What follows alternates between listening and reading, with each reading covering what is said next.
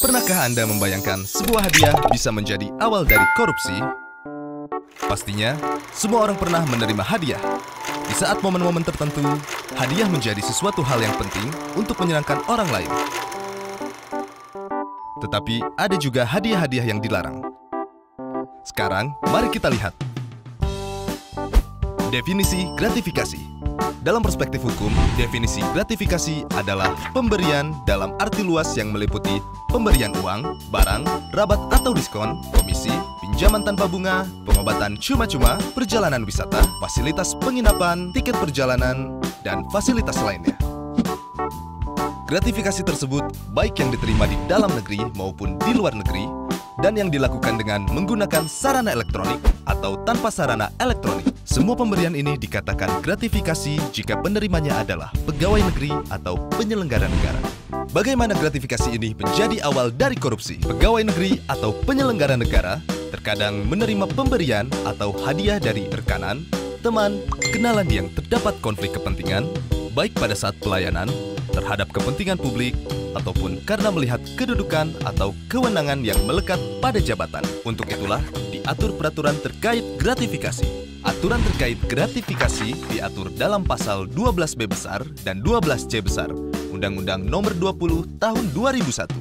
Pasal gratifikasi berfungsi untuk mencegah pegawai negeri atau penyelenggara negara menerima gratifikasi yang dianggap suap.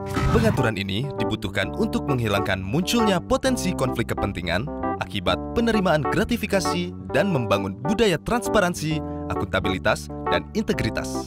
Mungkin kita sebagai masyarakat juga belum memahami apa saja unsur-unsur pasal gratifikasi. Lalu, apa sajakah unsur yang terdapat dalam pasal 12B besar dan 12C besar? Adanya penerimaan gratifikasi. Penerima gratifikasi adalah pegawai negeri dan penyelenggara negara.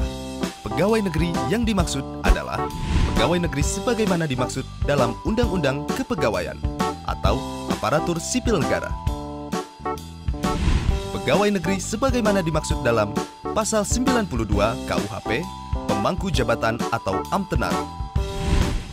Orang yang menerima gaji atau upah dari keuangan negara atau pejabat di pusat maupun di daerah.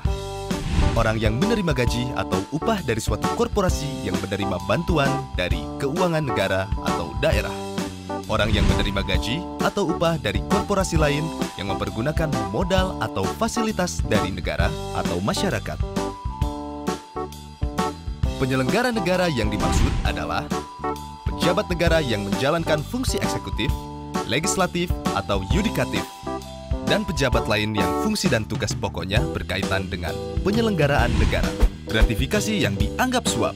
Gratifikasi diperoleh dari pihak yang berhubungan jabatan dengan penerima, dan penerimaan gratifikasi tersebut bertentangan dengan kewajiban atau tugas penerima. Gratifikasi yang diterima tersebut tidak dilaporkan kepada KPK dalam jangka waktu 30 hari kerja sejak tanggal gratifikasi diterima. Bagaimana pembuktian penerimaan gratifikasi di pengadilan? Misalnya, pejabat negara menerima gratifikasi yang nilainya 10 juta rupiah atau lebih. Maka, pembuktian gratifikasi tersebut bukan merupakan suap dilakukan oleh penerima gratifikasi. Yang berikutnya, pejabat negara menerima gratifikasi yang nilainya kurang dari 10 juta, maka pembuktian gratifikasi dianggap suap dilakukan oleh penuntut umum. Lalu, apakah ada sanksi untuk penerima gratifikasi? Jawabannya, ya. Menurut pasal 12B besar ayat 2, Undang-Undang Nomor 20 Tahun 2001, pidana bagi pegawai negeri atau penyelenggara negara adalah pidana penjara paling singkat 4 tahun, paling lama 20 tahun, atau pidana penjara seumur hidup, dan pidana denda paling sedikit 200 juta rupiah, dan paling banyak 1 miliar rupiah.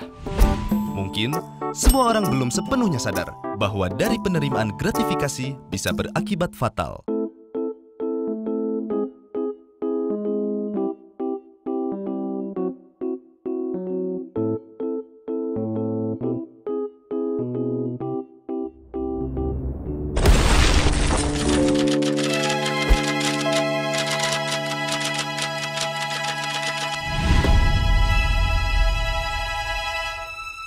Yuk tolak gratifikasi ilegal. Berani tolak, hebat. Laporkan penerimaan gratifikasi melalui go.kpk.go.id. Atau datang langsung ke kantor Inspektorat Kabupaten Tulungagung.